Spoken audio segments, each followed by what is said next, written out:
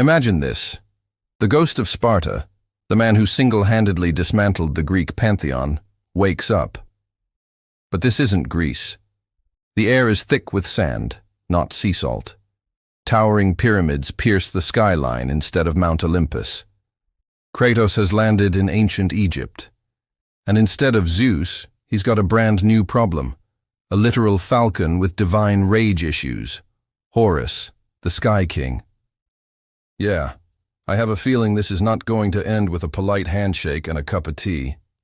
The endless desert whispers secrets on the wind. Kratos, our favorite angry dad, trudges across the dunes, his blades of chaos glowing faintly, like embers in the twilight. He grumbles, his voice like rocks grinding together. This land reeks of gods. It's not long before he finds what he's looking for, or what him looking for him. A temple, massive and golden, carved with the symbol of a falcon. As he approaches, the air crackles with energy. Priests, their faces masks of terror, scream, "The Red Ghost! He defiles the temple of Horus!" That's the cue. Lightning, sharp and brilliant, cracks across the desert sky. A shadow falls over the temple, and from the heavens descends Horus. His wings are outstretched, spanning the horizon, and his eyes burn like twin suns. His voice booms, echoing across the sands. "Mortal, you dare step into the house of the sky?" Kratos just cracks his neck, unfazed. "Another god who thinks himself above men," he retorts, a dangerous glint in his eye. "Let's fix that." And just like that, the fight is on. Horus, a master of the elements, summons raging sand tornadoes aiming to bury Kratos alive. But the Spartan is no stranger to impossible odds. With a roar, he unleashes the blades of chaos. The chains whip through the air, a blur of red and metal, tearing through the sandstorms. The two forces collide, divine sky magic versus pure, unadulterated Spartan rage. The result? A massive explosion of light and sand that shakes the very foundations of the temple. Somewhere, Ra is probably watching this unfold, popcorn in hand, thinking it's the main event of WWE, Pantheon Edition. The battle is a whirlwind of chaos. It's not just a ground war, it's an aerial assault. Horus takes to the sky, raining down divine energy. But Kratos is resourceful. He leaps, grappling onto a passing storm eagle, and rides it into the heavens. We see a mid-air clash, a furious exchange of blows. In a stunning slow-motion shot, Kratos lands a punch so powerful it sends Horus careening through the side of a pyramid, leaving a falcon god-shaped hole in the ancient structure. The contractors in ancient Egypt are going to have a long day. But this isn't just a mindless brawl, it's a clash of trauma. We get flashes of their pasts. Horus, seeing his father Osiris, betrayed and murdered by his own brother, Set.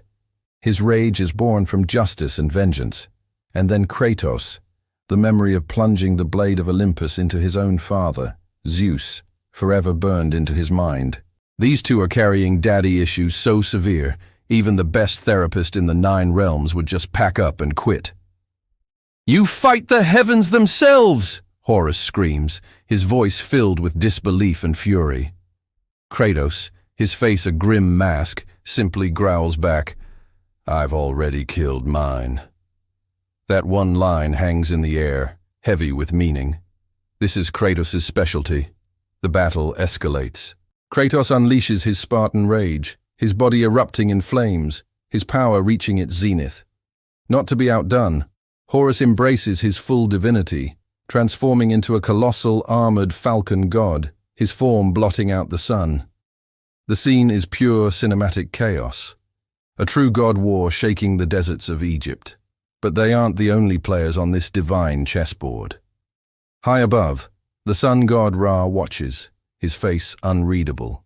From the shadows of the underworld, Anubis, the weigher of hearts, emerges.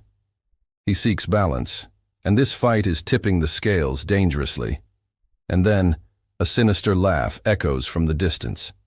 Set, the god of chaos, and the architect of Horus's pain, revels in the destruction. "Two fools fighting makes my job easier," he cackles. At this point, Egypt looks less like a sacred land and more like a divine demolition derby. Seeing the bigger picture, Anubis makes his move. With a wave of his hand, time freezes. The sandstorm stills, the divine energy hangs, suspended in the air. In this quiet moment, Kratos and Horus are finally forced to face each other, not as enemies, but as warriors. Horus looks at Kratos, and for the first time, he doesn't see a monster. He sees a man broken by loss, a man who seeks peace through vengeance, just like him. And Kratos looks at Horus and sees not another arrogant god, but a reflection of his own rage, a son desperate to avenge his father. They aren't enemies. They're two sides of the same blood-soaked coin. The choice is clear. Their real enemy is the one laughing in the shadows. With a nod, a silent pact is formed. The Ghost of Sparta and the King of the Sky will fight together. We see a quick montage of their alliance. Kratos' brutal, grounded chaos and Horus' elegant, aerial order. They move as one, a whirlwind of destruction aimed at a single target. Set doesn't stand a chance. He's defeated, his schemes turned to dust, but the desert is scarred, burning from their epic battle. As the smoke clears and the sun begins to rise, Horus turns to Kratos. The rage in his eyes is gone, replaced by a weary respect. "The desert bows to you, Spartan," he says.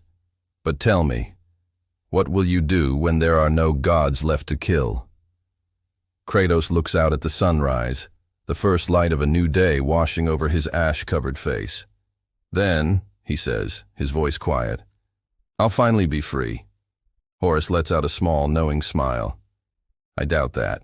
With a powerful beat of his wings, he launches into the air, flying towards the horizon, leaving Kratos alone in the silent desert. The Spartan turns and walks away, a solitary figure disappearing into the sands. So, who won? It's hard to say. Horus kept the sky, Kratos kept his rage. And the pyramids? Yeah, they're now slightly tilted. A permanent reminder of the day a ghost from Greece taught an Egyptian god a thing or two about anger management. But it makes you wonder, doesn't it? Horus was just the beginning. What if Kratos faced the sun god himself next? What if he set his sights on Ra? You're not going to want to miss that. Hit that subscribe button, join the legendary Myths Army, and maybe, just maybe, you'll survive the next God War. Thanks for watching.